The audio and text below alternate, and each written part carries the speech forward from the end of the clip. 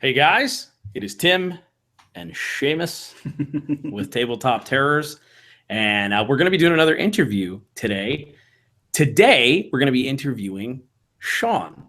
If you guys have caught this article on our website, it's called 70-Year-Olds Play D&D and Love It. It's gotten a lot of attention on the web right now, and it's putting a lot of positive vibes out there. Yeah.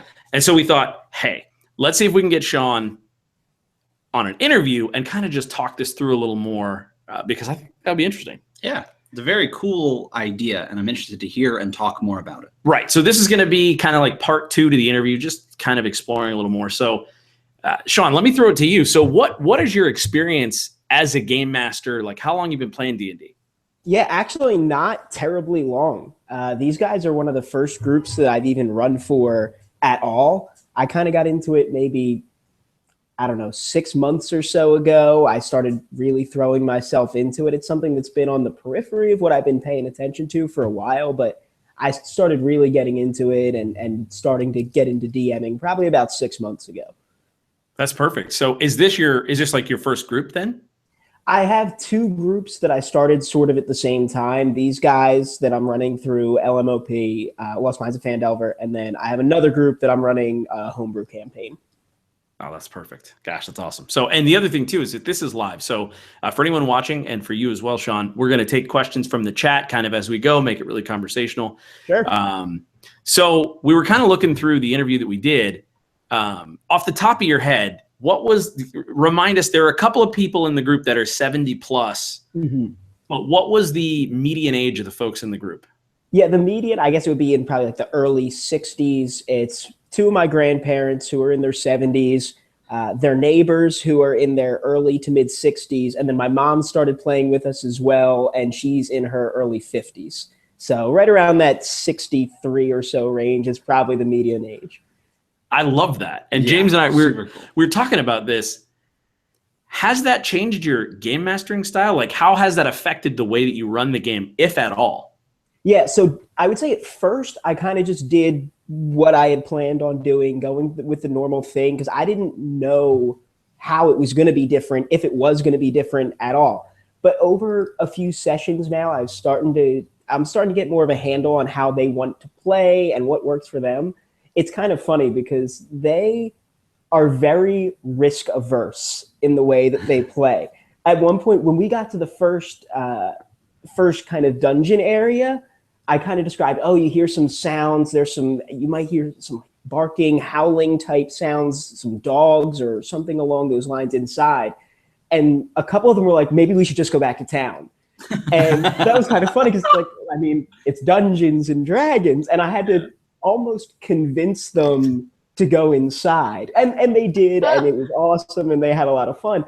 But I've got to find ways to not, I guess, scare them away from some of the content. And in the same sense, I think they're probably more into they might have more fun walking around a town and talking to people who populate the town than doing a traditional dungeon crawl. So I'm sort of planning on, as we move forward, a little bit more of the role-playing side of it and the getting into their characters than with the, roll initiative side of things. Yeah, totally. Something popped into my head while we were kind of just talking. Are they playing characters who are on the older side, or are they playing younger characters? Like in the game? So some of them, I think, have thought about that a little bit more than others.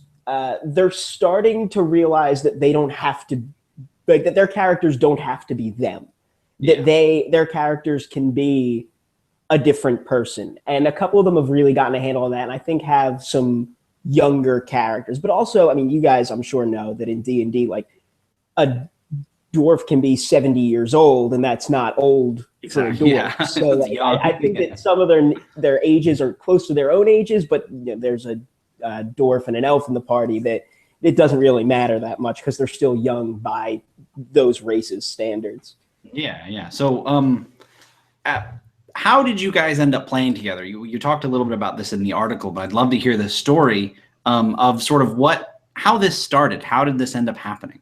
Yeah, I mean, I was down at my grandmom's shore house with my girlfriend, my grandmom, my grandpop, and we were just kind of hanging out. It was a rainy day, and I was just sitting at the kitchen table working on some maps for the other campaign that I was running.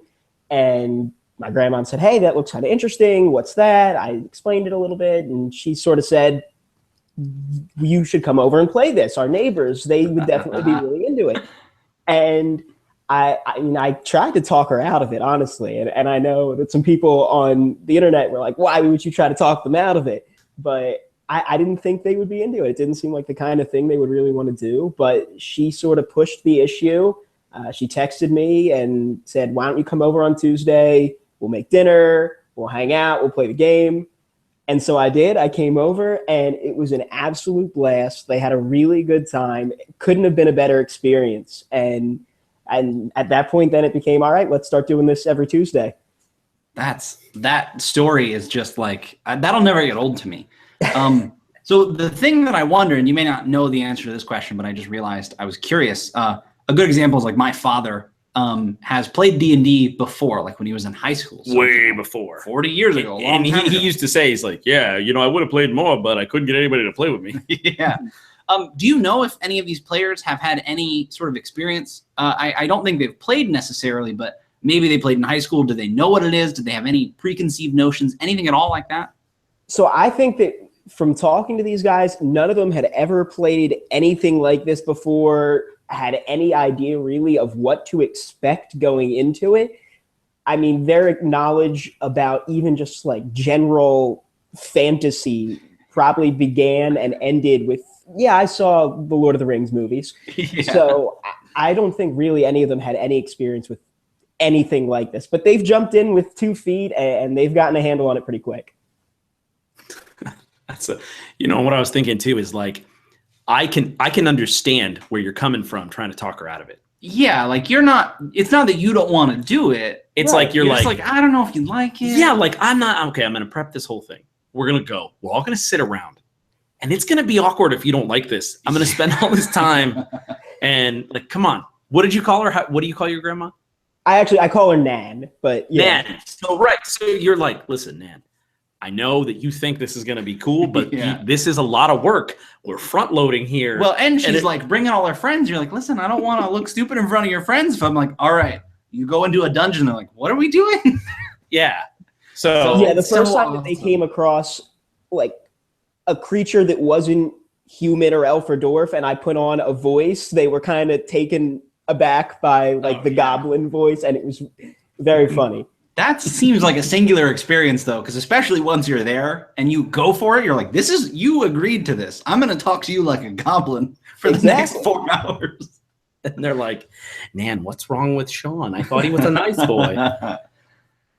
So I want to know you've been doing this for how long now? How many sessions have you dug in and really played with them?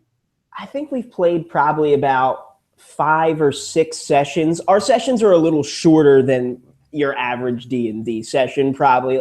The other group I play with will play for 3, 4, 5 hours. With these guys, we play for maybe 2 hours at a time. And there's some like people get up and walking around and, oh, wait, hold on, we need to take a break so that they can take the dog out kind of thing. They're a little more casual than your average D&D group, which is fine. I have no problem adjusting the way of doing things to make it fit them. So that's typically how we handle it. And that sort of gives because we've talked about like what rule system you're using in the actual article, and you mentioned you're using 5th edition Dungeons and Dragons. You did mention you were running Lost Mines of Phandelver. But this is a question I have, and James and I were kind of talking about this. How rules heavy are you? Is it pretty rules light, like very narrative, or what would you say the style is as far as balancing like mechanics versus just tell me what you're doing and we'll figure it out? Yeah, I think I'm trying to sort of balance that. And honestly, I'm still kind of getting a handle on how much of it to throw in, because I know a couple of them are, even now, a few sessions in, still just getting the hang of how the rules work. And okay, I want to cast this spell. I need to look this up. All right, what's the range? What's a saving throw again? So I'm sort of trying to balance, okay, how much do I say, all right, you guys need to follow these rules by the book. If you have a question, check the book or ask me. And how much to just kind of say, like, yeah, that sounds cool, go for it. So I wish I could give an answer if this is how much I'm doing of both, but I'm sort of feeling it out on a session by session basis. Sure. Yeah, that makes sense. But to some degree, you know, every once in a while, maybe they'll surprise you where they're like, I want to do this. Absolutely. And I'm going to roll. And you're like, whoa, well, you know, you're casting a magic missile. That's a dangerous thing. Yeah, hang on a second. Like, I got this. Yeah.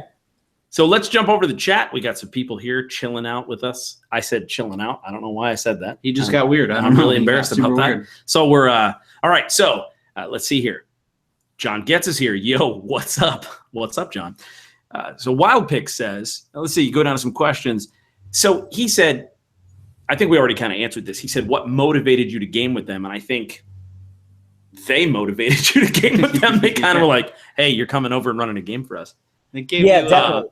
And also to add on that a little bit, I mean, it isn't easy to find a group of D&D at times. So sometimes you just kind of go, well, I mean, if they're going to say, let's do it, I'll take what I can get. And my expectations weren't terribly high going into it, but they certainly exceeded them. And you know, I think I've never played D&D as a player. I've only DM'd, and I think that part of it's just like, hey, I need a group to play with. I've got all this stuff I want to do. Let's run it with whatever group wants to play. Yeah, and I know that I'm really big into board games, and while I do play D&D a lot, it's been a little easier for me to find D&D groups, especially now that we can play online, and I have my brother and some really good friends. You know, my fiance likes playing, but I feel that way about board games. So I'm like, I know exactly what you mean. Where it's like you'll kind of take what you can get. You're like, oh, you've never played this. Listen, I'll teach you this for an hour if you're willing to sit through it. I was gonna say, dude, if any of our grandparents were like, no, come over and teach us that board game, James would be packing a suitcase full of board games, and he would bring a bunch of Werther's originals. He'll be on like, you better be ready to sit through this.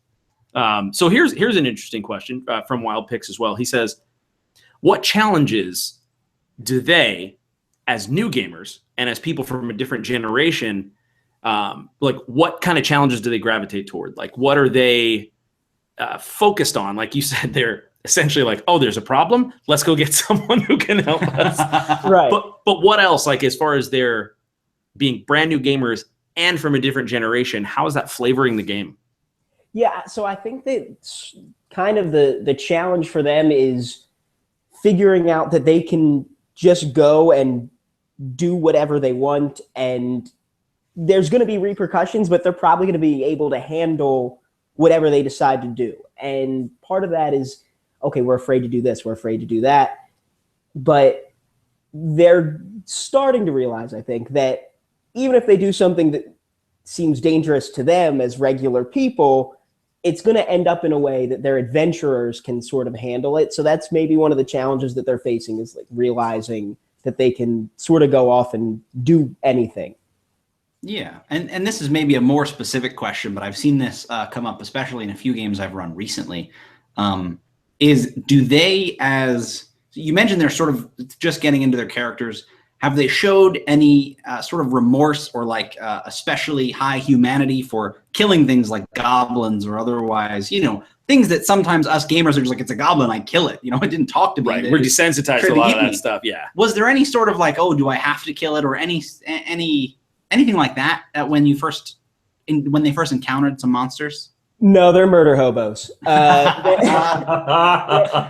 Not in all seriousness, not really. I mean, they're not just going around killing indiscriminately, but I know at one point they sort of had a hostage situation going on, and they had no bones about like, let's just go at this guy. Who cares about any of the consequences? Not worried about it. So I thought what you guys were thinking, like, okay, they're probably going to be a little bit less just like, yeah, let's go kill the goblins. But they're just killing the goblins. Yeah, they didn't care. They were just fun. Like, oh, it's a monster? Let's do it. Nan does not negotiate with terrorists. No, he does not. Oh, so there are a couple other great questions from the chat here. Thanks for hanging out with us, by the way, everybody. Okay. Well, you too. No, you too. Yeah, you too, certainly. Because I'm like, now it's we did the article and it's cool and that was interesting, but now I'm like, no, I've just got questions. Like, other people are watching yeah. too, but I'm like, okay, so. And this comes from, I think it's pronounced Moritz.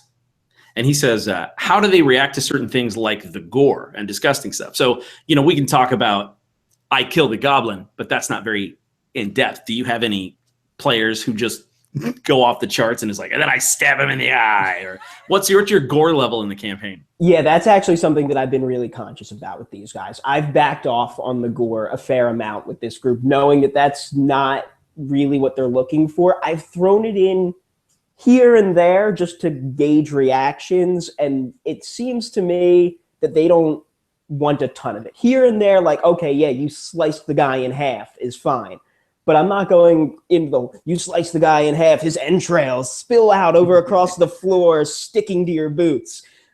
I stay away from that much of it and sort of keep it a little bit more PG-13. Yeah, and like just about any other group, like you said, you're kind of tailoring it to the way they react, whether it's in the gore level or, like you said, some of the just everything you do, writing the line of the rules and stuff. So for sort of people out there, you're running Lost Mines of Phandelver. Did you use the pre-gens or did you go through character creation with them at all? Yeah, we used the pre-gens. As far as backstories, we didn't necessarily go with the same personalities and backstories as that group. I asked them to tell me about how they felt their character would act in certain situations, what their character's personality was like, what the background was like.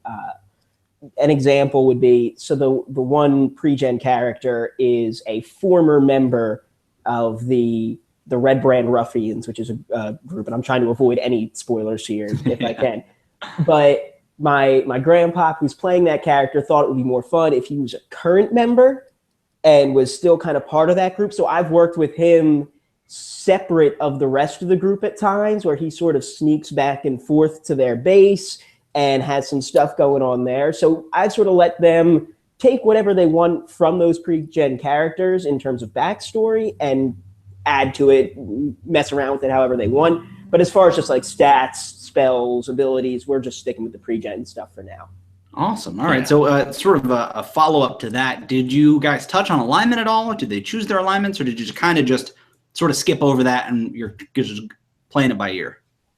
Sort of staying away from alignment for now. I think that, I don't know, I've sort of come from the thought process of like, your alignment, okay, that's words on a piece of paper, and what you play is what your character actually is. So once we get maybe a couple more sessions in, I'll start talking to them about alignment and sort of say, hey, here's what your actions over the course of this campaign makes me think this is what I would think your alignment is.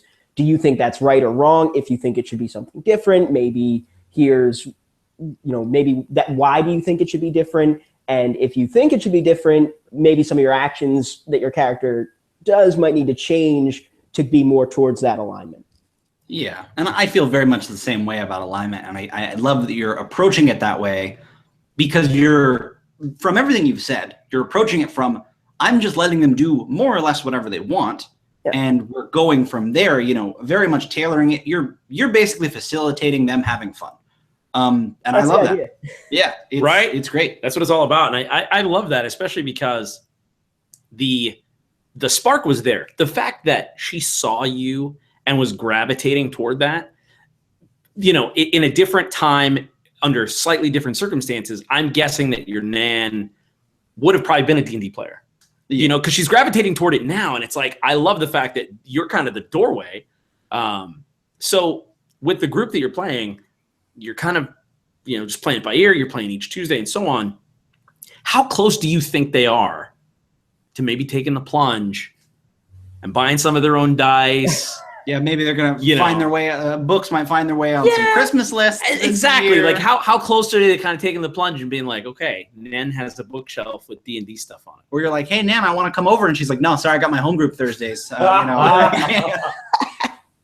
I think that we might get to that point. Here's what I think is sort of going to happen. At some point, one of their characters might die, and then they're going to get to make their own character from scratch, which that's going to be when they really get their hands dirty with the player's handbook, I think, for the first time, more than just. I mean, the LMOP comes with the little mini player's handbook. It's like the starter set handbook, and they've used that quite a bit. But I think once one of them dies and they get to make their own character from scratch, and they're going through and oh my gosh, look at all these. There's all these different races. It's not just human, elf, dwarf, halfling. There's dragonborns, and there's all kinds of different things. And look, there's rangers. I didn't even know that was a thing. I think maybe once they get to that point, they might say, maybe I want to kind of get one of these books and start looking at it a little bit in my free time. Yeah, dude, that's awesome. That is really cool. That kind of makes me think of this too. Is that James and I are part of an indie publishing company called Absolute Tabletop, and I was just thinking this on the fly. And I know for you and any of them who are interested, I don't know. You mentioned that they're not all, a huge part of the internet. Some of them are kind of like, nah. But for anyone interested, but especially you, we want to give you basically one of every one of our digital supplements. Oh, man, thank you. Absolutely, man. And I think, pass them around to Nan and all the group and everything. Yeah. And there's system agnostic stuff. There's 5th edition stuff. So I'll get with you offline and we'll give you. Basically, you're like, hey, okay, so this is the worst analogy to use. You're like, oh, you really like this little bit of cocaine that I have? Here's a truckload of it. So we'll definitely hook you up with that. And I think, like I said, if any of them are interested in having accounts and want to get the free books for themselves to read, we'll hook them up as well. Yeah, absolutely. Awesome. Thank you guys so much. For sure, man. I really appreciate that. There's very little better than seeing somebody introduce more people. And from what you've said so far, it almost doesn't matter at all their age. I mean, I know that's sort of the whole theme of it. Like that's sort of what makes it so cool. But I mean, they're just new players, and that is the coolest part. That you're like, no, it doesn't matter. Yeah, I love that. So we're gonna hit the chat up again. We got a couple other good questions. We got a few pretty good ones here. So here, this is one from. Actually, I'm gonna answer one. Curtis, they use pre-gens from Lost Minds of Phandelver. He asked, how do they decide on what race and class? But I want to throw that to you. How did they hand the sheets around and go, oh, this one looks good, or this one, or did you just randomize it? So that's what Curtis wants to know. How did they choose their pre-gens? Yeah, so basically, whoever was there first, we did it at my grandmom's house, and my grandma and my grandpa were the first ones there. So I had the 5 sheets in front of me, and I said, all right, here's one. It's a human, it's a fighter. That's like they use a bow and arrow, or they might use a great sword or a great axe. All right, then there's this one. It's a high elf, and it's a wizard, and they cast spells. And then immediately my grandma went, oh yeah, I want that one. So she snagged that one. And then there were 4 left for the rest of the group to choose from. And then since my mom was the last one to come in, she got the last character. But everyone sort of picked them, and I think everyone was pretty happy with what they ended up with. Awesome. Okay, and then another really good question from the chat here. And they tried to tell us how to say it, so I'm sorry if I butchered again. I think it's Mauritz. Mauritz. I don't know how did you say it? Oh, you say Moritz. I said Moritz. Okay, so Mauritz. Like as though it was Moritz. Oh, I got you. All right. But it's Mauritz. I'm gonna just do my best to avoid saying it wrong. But they said, so you mentioned the first time you did a voice, they were kind of taken aback by that. But as you played, did they role play very heavily? Do they use voices? Do they, talk from their character's perspective, or is it mostly this is what my character does, this is what my character says? No, they use like first person language. They'll say like, okay, I do this, I do that. No voices just yet. As far as role playing, my grandpop is definitely the most into role playing. Like halfway through a session, he'll be like, hey, I got to walk the dog. Why don't you come outside? I want to talk about something that my character might want to do a little slyly here. So he's definitely more than the rest into it. And other than that, I would say that one of the neighbors, he's playing the dwarf cleric, and he's really into his character as well, and has role played a little bit with. I actually took a suggestion from someone on Reddit. I apologize for forgetting who it was that suggested it, but they didn't want to go back to this goblin dungeon area, and someone on Reddit had this idea to, what if they wake up in town and there's a priest comes by and they're talking about how these 4 kids were murdered by goblins and we need someone to perform the funeral rites. And so I had his character sort of perform those funeral rites, and that got them in the direction of, hey, maybe we need to go take care of these goblins. They just killed a bunch of children. That's pretty terrible. Oh, that's really Dude, cool. Yeah, this that's game awesome. sounds really good. Like I love.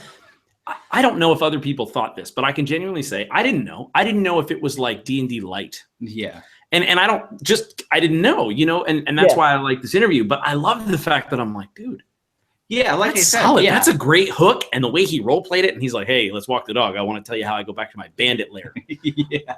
Like Yeah, that's and then he's so got good. his aunt that lives in town that he's going to get money to, and he's probably not going to see this anytime soon, maybe in the future. But so he doesn't know that pretty soon he's going to come back to go give his aunt some money, and she's not going to be there because she was captured by the rest of his bandit buddies. Oh no, that's so good. That is so good. So he doesn't know that's going to happen yet. He's going to go back there on one of these times walking the dog, and I'm going to be like, your aunt's gone. There's a note on the floor.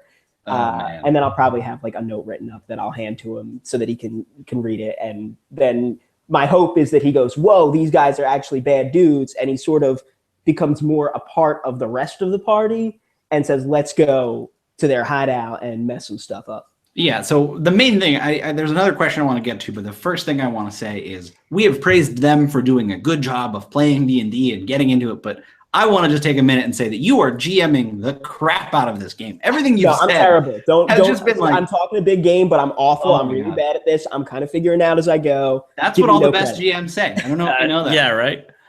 Either way, yeah, that's really cool. Nah, dude, he's playing the long game. Dude is sitting right now on his smartphone that he hides from you, watching this stream. He's like, He might be. Yeah. That's amazing. So to a question, this was another really good one. Jack says, sometimes players come up with their own solutions to problems or opinions on NPC motivations and, voice them out loud at the table. And the DM takes those and sort of writes them down and goes a different way based on that. Has that happened to you where something they've said or done has changed your plans to make it more interesting for them? Or as like usually happens with me, they come up with a better idea than what you had. And you're like, I'm stealing that. They don't even know. Like, yeah, they guessed it. Yeah. Right. None of those situations really have come up just yet. I expect that at some point something will happen along those lines and I'll roll with it, but nothing quite yet. They're not actually, terribly far into the campaign just yet. They're maybe 2/5 of the way through it or so. Yeah. So there's still a lot that they haven't gotten to. And I think once we get a little further into the story, they'll start coming up with stuff. I love that. And so, we talked about this in the article, but I really want to hear you kind of emote and talk it through. But what has surprised you the most about this whole thing? Honestly, I'm shocked that it's still going on. I even thought, even after we had the first session and it went so well, I was like, okay, but they're going to get so sick of this so fast and it's going to become a chore. And that just hasn't happened. We didn't play the last 2 weeks because I got super sick, but it's all good now. We're going to be playing again this Tuesday.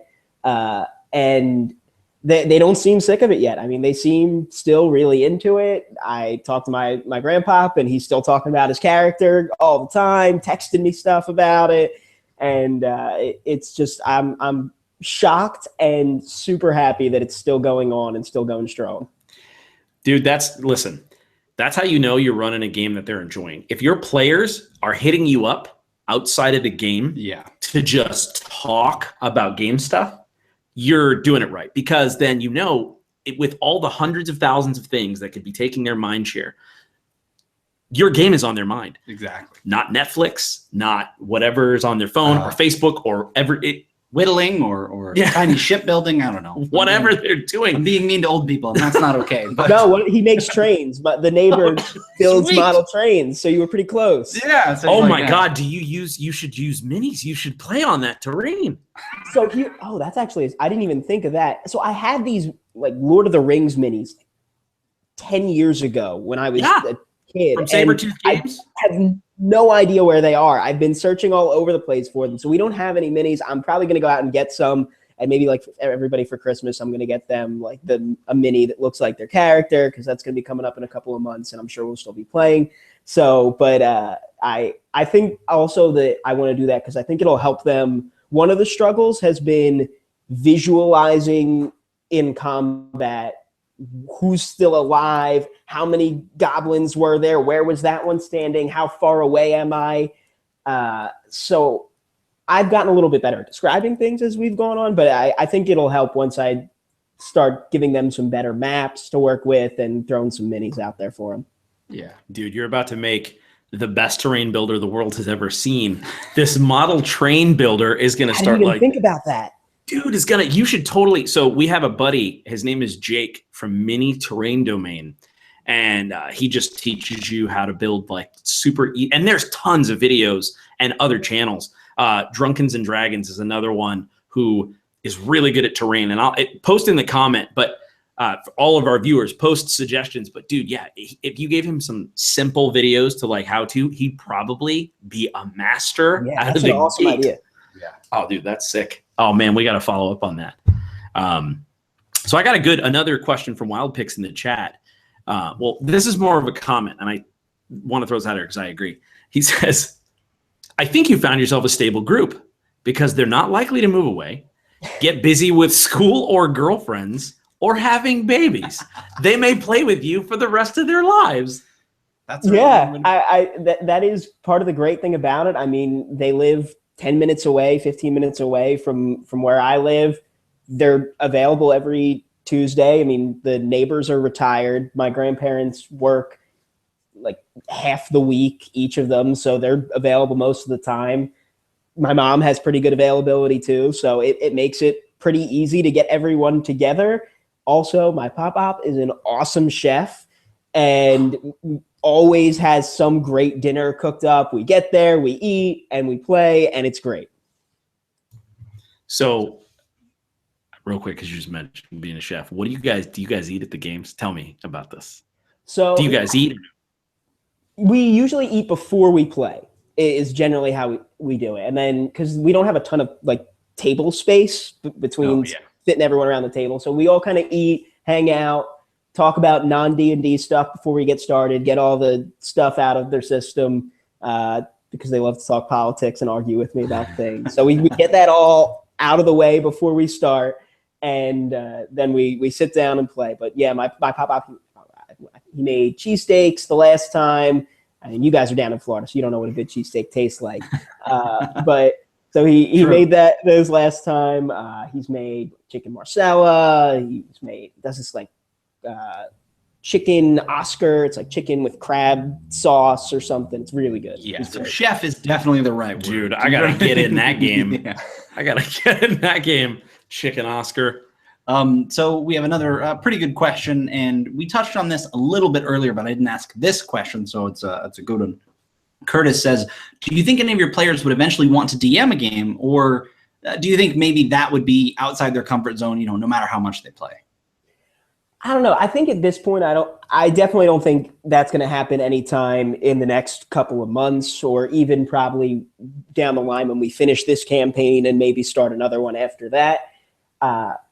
You never know. I could see maybe one of the neighbors might have sort of an inkling to do that. We'll see. I don't think that's necessarily going to be in the cards anytime soon, though. It'll probably be me DMing for a while. Maybe I'll co-DM with one of them one time. If they want to learn a little bit about how to do it and do like some sort of fun one-shot or something. Yeah, like you said, they're still getting the rules, and that. As a DM, I know you don't really have to know every single rule, especially, if you were playing with them, but it doesn't matter for me as a GM, no matter what game I'm playing, I want to know as many as possible. Right. I want to be able to, so I can see that. That makes sense. Totally. And I'll still have to look up grappling literally every time it happens.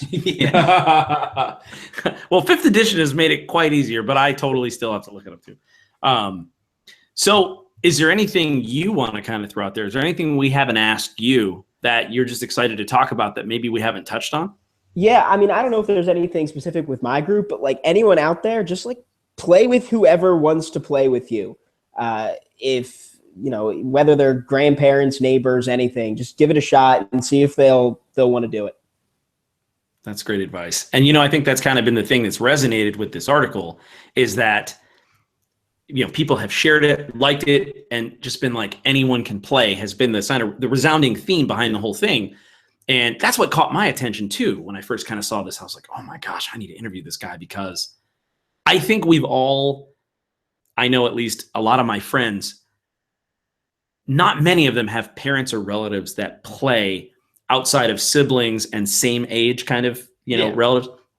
And so my thought was, I hope that someone's going to go, hey, Dad, or hey, Nan, or, check this out. Do you think this would be something you'd be interested in, and just go for it? Because I think they would be surprised. And your group is a testament to the fact that, like James said before, there's just no age cap on imagination. Exactly. Anyone can really do it. And I think that some people have trouble finding gaming groups, but don't consider, and I wouldn't have considered, asking my aunt, who I'm sure would love to see us, or, asking other relatives or other people that I would never first consider, like, oh, do they want to play Dungeons and Dragons or another role-playing game even? And, it's very much making me rethink that. Yeah, man. So I think we have one more question from the chat, and then we'll kind of do a wrap-up. Mr. Bosscamp. Uh-oh. He dropped. It's over. I'm just kidding.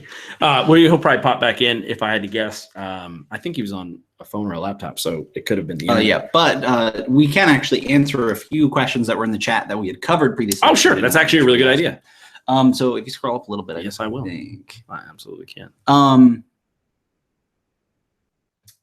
Nope, keep going down. Oh, well, Wild Pig said, hey, for those of you who have just come into the live stream, could you reintroduce your guest and the topic? For anyone who is just tuning in, because I think we've got about 15 people live as we speak, this is Sean, and Sean was someone who I found on the internet who is running a game of D&D for people who are early 50s and early 70s. And they're loving it, is the thing. And so we wanted to share that. And this is our interview with him. But you can also check out tabletopterrors.com, where we actually interviewed him and he wrote the answers. There's a bonus part to the end of that. The players themselves answered some questions, which was super rad. Yeah, that's so a great part. Check out the end of the article, because it's the players talking about, like, hey, this is what I think. This is what was challenging. And it was just, I loved that. So it looks like he might be back here. Oh, yeah. Oh, okay. Oh, I'm betting he's having some problems. Let me see if he messaged us. But another question somebody had is, do they use maps or theater of the mind? That you may have asked that around the time we were talking about it, but they right now use theater of the mind, but he is considering switching over to using maps and miniatures, because they have a little bit of trouble, like honestly anybody does, keeping track of everything in the combat. And I think that it might be a little cooler if they did it that way. I think Sean's back. Hey, all right. Hey, sorry, guys. I went out on the patio. There's no power there, and my computer died, but we're good now. Totally. No, man, that's all good. So one of the questions that we were about to ask was, do you need to remind them of a lot of things, like, oh, no, you have to do this, or hey, try this or do this, or are they kind of running with it and going and, just you're narrating it and not being as conscious of, well, technically you weren't supposed to take an action, Nan, Yeah, I would say at first I definitely had to sort of, hey, just a reminder, you can do this sort of thing, you can do that sort of thing. As they've gotten more into it and learned the rules, I've backed off of, pushing them towards anything and just said, well, what do you guys want to do? And sometimes they'll ask me, well, what can we do? And yeah, exactly. And sometimes I'll give them, well, you can do this, that, or the other. And sometimes I'll say, you can do whatever you want to do. And I'll sort of force them to think a little bit more outside the box. But most of the time now, I don't have to give them ideas or anything, or push them in any specific direction.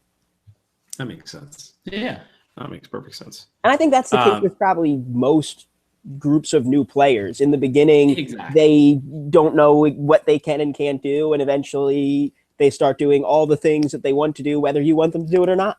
Yeah, exactly. Yeah. And I feel like I said, that seems to be sort of the overarching thing, is age or, relatives or whatever, they're new players and they are acting a lot like new players. And, it's just seems like a really fun game. Dude, yeah. And that's the key, because I feel like I would much rather have people who are just trying to do everything than trying to train people like, no, you can do whatever you want. Like, don't worry about the rules. Just let's tell a story. Let's go back and forth. Yeah. So I love that their default is, this is what I want to do. Yeah, and so and I love that you're shepherding that and kind of guiding them along. So this brings up a point, and this is from Mauritz, and he says, how do they visualize their characters? So like, are they describing like the way that they look, or are they, have they done that thing that a lot of new players do where the character's just a blob in their mind? I'll have to ask them honestly, because I probably haven't pushed them too much in telling me what they think of their characters. And I think it might be a good time to do that now that we've played a handful of sessions. I think that's probably a good idea. Initially, I sort of described to them what they looked like a little bit, but just in the idea of like, well, you have heavy chainmail on, or all right, I think that it took them a while to figure out that the halfling was really short. At one point, they came across this band of orcs, and the halfling was like, well, I want to sneak up behind him, and I want to grab him by the neck and pull him to the ground. I was like, you can definitely try that, but you're 3 feet tall, and he's 6'8". Yeah, you're like, you can give it a shot, but I just want to give you a warning. He's like, oh, maybe I'll stab him instead. Yeah. And so I figure we're probably wrapping up here. Yeah. But we have one more question, and this was, I think, one in the article. It was. But again, want to talk it out and kind of hear you emote and expound on it. Sure. Overall, what has been the most rewarding thing about this whole experience for you? Yeah, I mean, it's just fun playing D&D with anybody. It's cool hanging out with my grandparents. I love eating food that I don't have to make, so that's been really rewarding. But honestly, it's just been playing D&D with any group and being able to DM for a group that's really into it, and they're having fun and they just want to kind of keep playing every week. That is a rewarding experience, regardless of whether they're 70 or 7. It's just fun to be able to curate an experience for people and let them run around and do whatever they want and be smiling and talking about it. And that's really what's awesome about it. Yeah. Dude, I love it. And I really appreciate you jumping on and taking the time to do this with us. Sure. And thank them for us. I know that some of them are, really not really wanting to hop on the internet and be on an interview, et cetera. And if any of them do, we will interview them.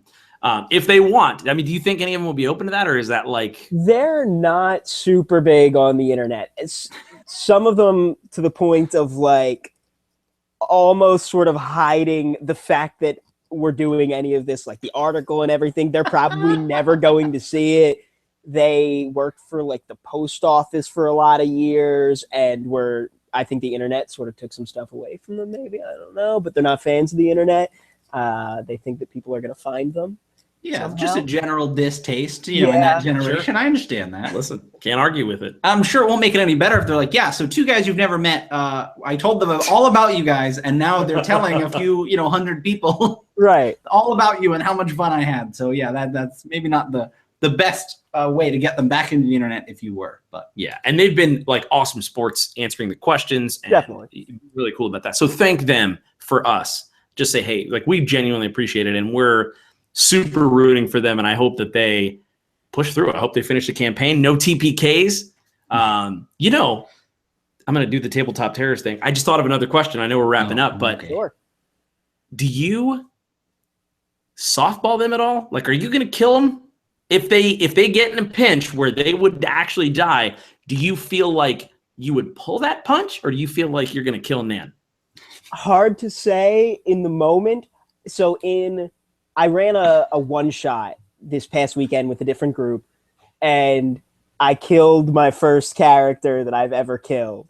And it was a big moment for me. So I don't know if that's going to awaken something inside of me. I hope that doesn't happen. I think if it comes down to it, like, I have no problem killing a single character or two. I might try to avoid a TPK with the group, because then I might run the risk of them saying, oh, that was horrible, and then none of them play ever again. And that would be terrifying. No, yeah, exactly. That's sort of realistic, like, hey, well, I didn't pull any punches, maybe isn't their style, similar to a lot of gaming groups that are a little more for the story. But I do think, that one of them dying, if it comes up, will be an interesting thing. Especially because you said they're so careful. I feel like if one of them makes a mistake and it ends up, getting them or someone else, even if it was an NPC killed, I feel like that would be a big deal. Yeah. And this kind of thing, to me, it's interesting seeing players come to these realizations, because I've also seen players sacrifice themselves. Yeah. And you're like, wow. And it affects them to some degree in their actual psyche and their real world. Like, wow, that character I've been playing that I've kind of grown fond of, I decided that I was going to sacrifice myself to save my aunt or, whatever. And so I'm interested to see them sort of discover these peripheral emotions you can get from playing D&D. This is really interesting. Cool, so yeah, I'm looking forward to it too, and I'll keep you guys in the loop on what's going on. But I'm as excited as anyone to figure out where it goes. Awesome. Well, that does it. Thank you again for everyone viewing. Thanks again, Sean. We are Tim and James with Tabletop Terrors. You can subscribe. I don't know if this is flip-flopped. You can subscribe somewhere. Subscribe if you're interested in this. But check out the article. It's on tabletopterrors.com right now. It's the featured article, and you can check it out and read. Again, my favorite part, I think, is in addition to Sean, your great answers, was the players themselves hopping in. Answering some questions. Questions. So awesome. Well, that'll do it for today. Until next time, everybody, may your dice roll high.